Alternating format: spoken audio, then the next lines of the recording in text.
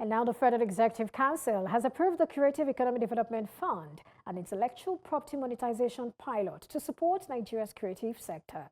Chaired by President Bola Ahmed Tinubu, the Council aims to improve funding access for creatives and position intellectual property as a viable financial asset. Minister of Art, Culture and the Creative Economy, Barrister Hannatu Musa, shared that the CEDF will use diverse financial tools to help creatives overcome traditional funding barriers. Backed by the African Development Bank's iDice program, the IP Monetization Pilot will contribute to a national IP framework, enabling creatives to secure financing using IP assets. The initiative aims to create jobs, enhance Nigeria's creative industries, and stimulate economic growth. Well, joining me for this, I have Olaide Banu, macroeconomic and equities analyst. Thank you, Olaide, for joining me today. Good morning. Thank you for having me. All right, and also joining me for this, I have Kabiru Adeyemo, intellectual property and entertainment lawyer. Thank you, Kabiru, for joining me today. Yeah, it's nice to be here. Thank you very much. All right, Kabiru, I'd like to, sort of begin with you. This approval must be good news, not just to you, but also to players in this particular industry across all the value chains. I mean, talk to us about this. Yeah, like this particular program is something that we have been clamoring for, that more attention should be paid to the entertainment industry. So I'm really glad, and I know every other person in the creative space is also glad that they are giving us the attention that we deserve, especially the creatives in the industry, because like the industry is one that has been thriving even without the financial help of with this particular program in place. It's still going to, it can only get better like the Western worlds, and we're already catching up. So interesting. Now, talk to us. What does this portend for the creatives? I mean, what does this mean? What impact should we expect as a result of this particular initiative?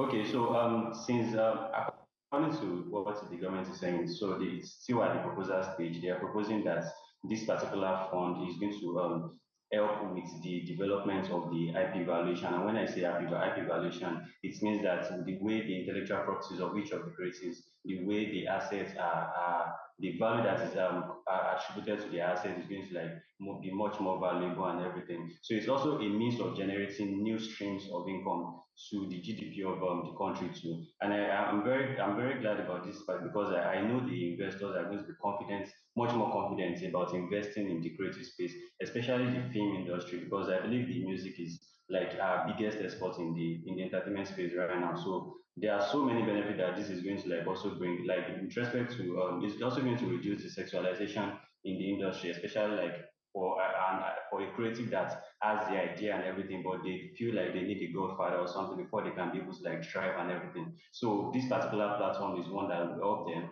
to know that they actually matter and they can be something with their intellectual property. Just like you said, it's a proposal at the moment, but do you foresee any legal challenges in turning intellectual property into collateral within Nigeria's current legal framework? Well, one of the challenges, of course, for every development, there is going to be challenges. So one of the challenges that I can foresee already is the IP theft. So it's going to work in a way because the people that are going to be in charge of this particular fund, probably a committee or something, the person that is the creative that's trying to like pitch their idea to the committee or something is going to be exposed to that particular idea being stolen by a member of the committee, or it's getting leaked out to maybe someone that is not even like a member of the committee. So I believe one of the ways that we can tackle that is probably by the government should like put in place an NDA, a particular structure, a well-grounded structure, because like this Nigeria, we just need like structure. So there should be NDA contracts to guide the way that all these committees or every other person that are going to be in charge of this fund disbursement are going to be signing a non-disclosure agreement so that the IP, the intellectual property of the creatives are going to be protected. I also foresee misappropriation of funds, especially with respect to creatives, especially because like there are some people that will just like use their because they know someone that knows someone, so they might be siphoning the funds and everything. So there's going to be a challenge of okay, maybe the fund might be directed or say or be restricted to a particular sect, in the industry, which we feel that this should be curbed from the onset. So there should be a particular structure as to how this is going to work, so that it's not just going to be a particular set that will be getting it, so that it can like go around, especially to the young persons, young creatives. Well, from your legal expertise, talk to us about, some of the things you're thinking about ensuring the success of this initiative. You've mentioned some of them. You talked about the NDA. You also mentioned a particular fear you have. That's a situation where we probably have political creatives, just like we have political farmers who get monies, and at the end of the day, we are not seeing the result. So talk to us. I mean, what are the things you're looking at really in addressing, some of those challenges or some of those loopholes that you have spotted? Okay, so well, as I mentioned earlier, there should just be a working mechanism to regulate how these funds are going to be dispersed. Because if there's no working mechanism, it's just going to like collapse even before it starts. So also the supremacy of the NDA should be held up so that it can protect the intellectual property of creatives.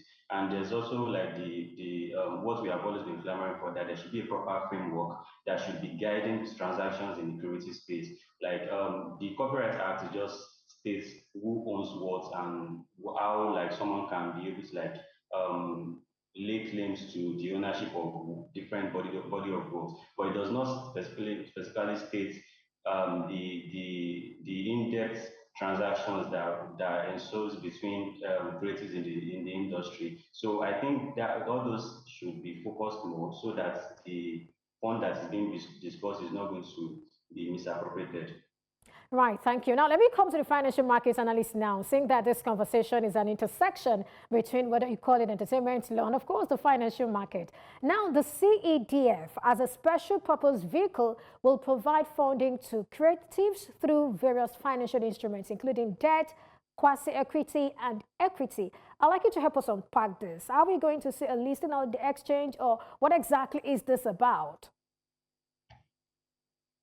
Perpetua. We may not see the direct listing of this fund in the equity in the stock market or probably in an exchange, but we may see it will be a kind of structured program in the sense that any intellectual property owner who wants to access fund in that particular fund can access fund either for equity purpose, debt purpose, or quasi-equity purpose, as you have mentioned.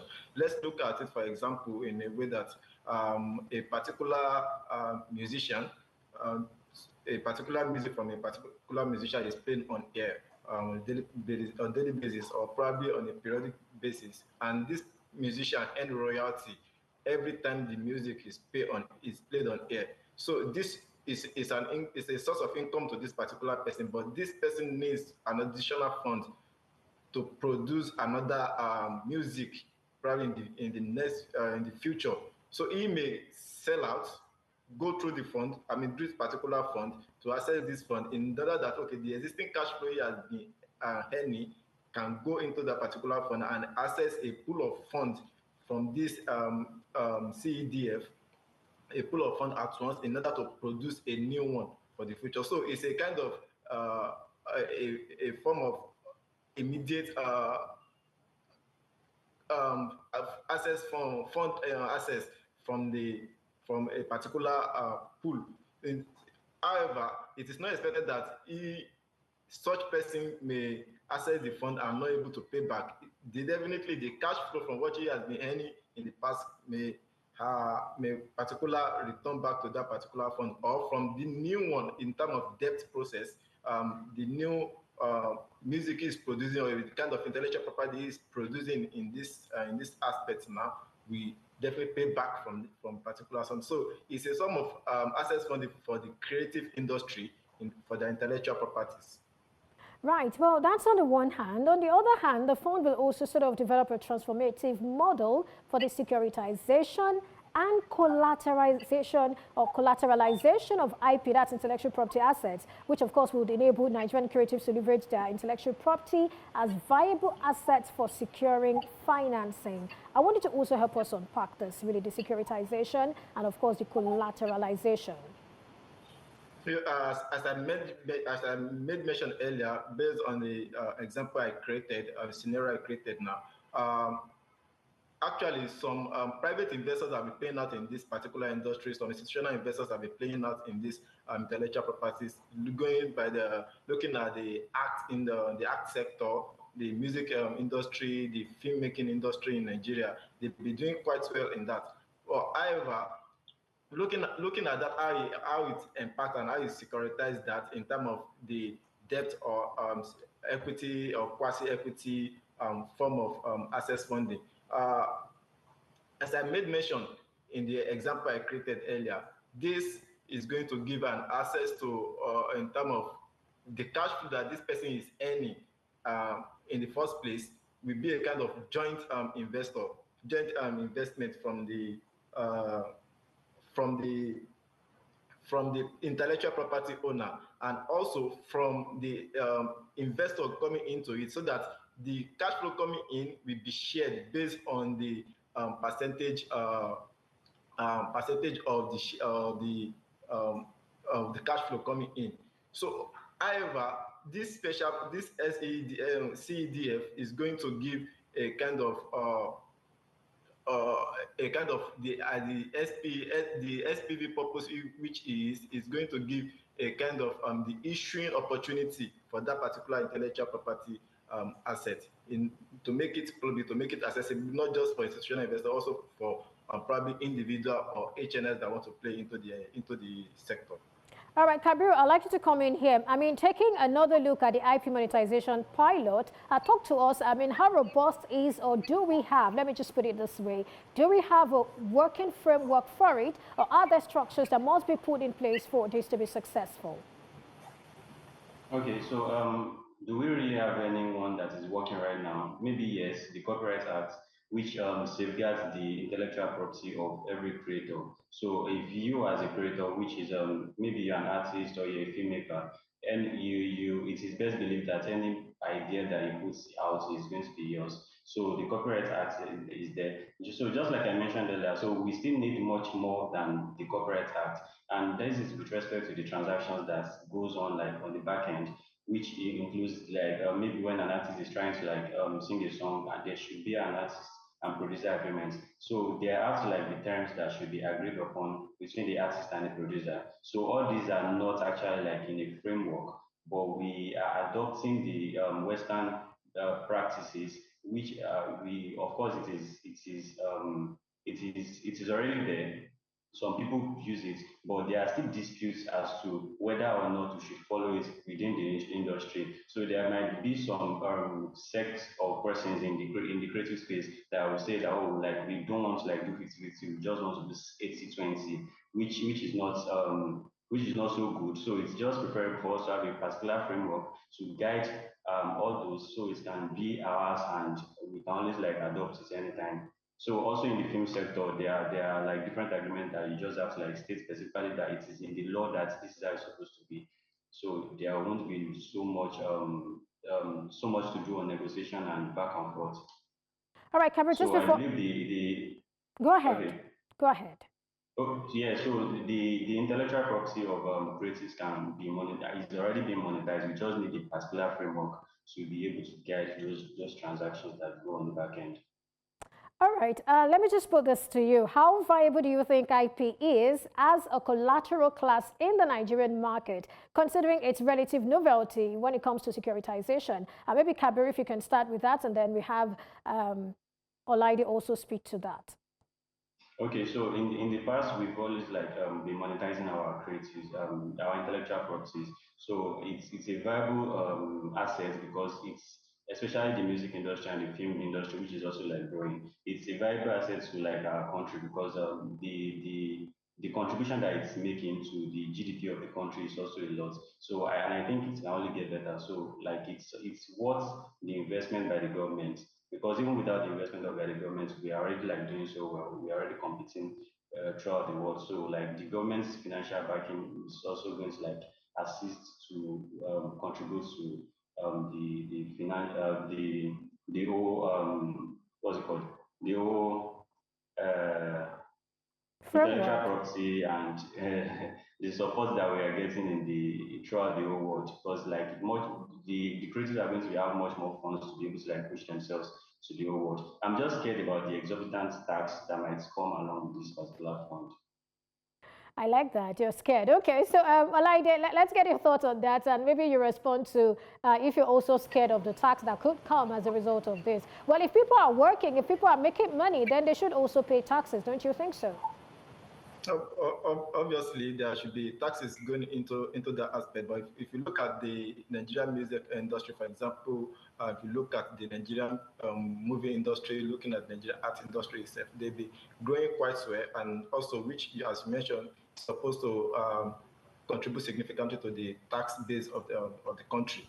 Also, looking at the valuation of those intellectual properties, which is going to based on those particular tax return onto the government and the likes. It also boils down to the expansion of the Nigeria entertainment industry in the likes of the radio station that make use of all these people intellectual properties, TV stations that make use of those intellectual properties and the likes. So all the expansion of the Nigeria economy itself based on this intellectual properties is very wide and it's very, very voluminous. All right, talking about valuation, though, how do we place, that value on it? How do we say, okay, this is what this particular intellectual property is worth? On the market acceptance of those properties, it depends on the stream of revenue of it. Though at the start you may not able to say, okay, this is how much is the cash flow is going to be, this is how much revenue is going to bring out. If you look at, for example, a movie that was created I think around last year or so by she may not be able to say, okay, yes, it's going to bring out the revenue of this particular bit, but at least you know how much is spent on that particular movie, which is our intellectual property. So it's the valuation of it may not be so okay at this, but at least it will be a thorough valuation process along the way in terms of the revenue source, the revenue stream of that particular intellectual property. Or it may not be movie, it may be the art. You don't know how much a art design can go. There are so many art designs that is valued at millions of dollars all over the world now. So it's a very big, and the valuation of it is very critical for you to say, okay, this is how much it can actually be valued. Can you talk to us? Is there a legal perspective to this? Valuation, placing a price on it. Currently, there's no legal framework around it, but it's based on the cash flow and how it's been produced, how it's being accepted by the market itself.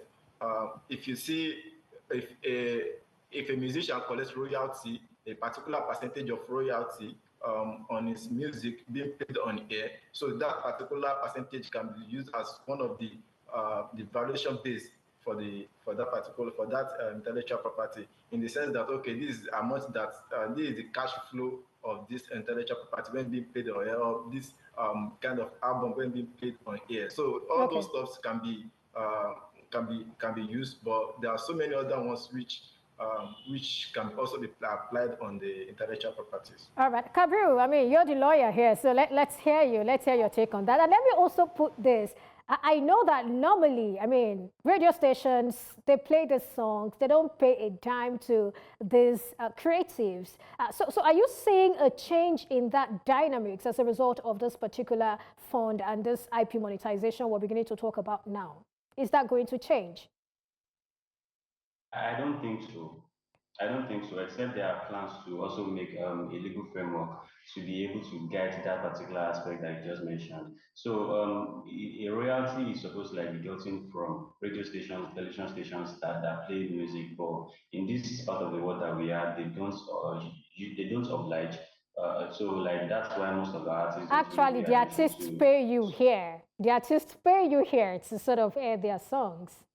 I mean, here in this part of the world. We are glad about that. We are glad about that. But generally, there's no particular framework, and that's why I've been hammering on the fact that there should be a particular framework that states that, okay, so you release a song, these are the things that should that each of the contributors should be entitled to. Also, when you put out the song, these are the royalties that you're expecting, and there should be forces, there should be agencies in place to like the enforce like that particular framework. So, for example, like a TV station that is playing a song, so the artist cannot be chasing after the TV station, cannot go ahead and be running to a radio station where they played my song. I want to go and collect my money. So it has to be one particular framework, one particular agency that will be going after all these people. So we should have an effective agency that should be doing that on behalf of the creatives generally. All right, So I there's mean, no particular framework right now. And I okay. believe with respect to this funding now, I think people, like the creatives can also have collaborative ideas, which is also going to contribute to like the IP valuation that you mentioned earlier. Because like for example, now if Funke Akindele and Tony Amako like comes together to like create something like we've been seeing in Hollywood, like Wolverine and Deadpool, what's it called, Godzilla and King Kong, different Avengers, like all those kind of movies. It's going to give the investors an insight as to the kind of intellectual property that is put into this and the kind of work that is put into and what they should be expecting at the end of the release. All right, thank you so much, Kabir Adeyemo, intellectual property and Thank entertainment you very much. lawyer. Thank you for your thoughts. And of course, Olaide Banu, macroeconomic and equities analyst. Thank you also for your time on the show today. Thank you.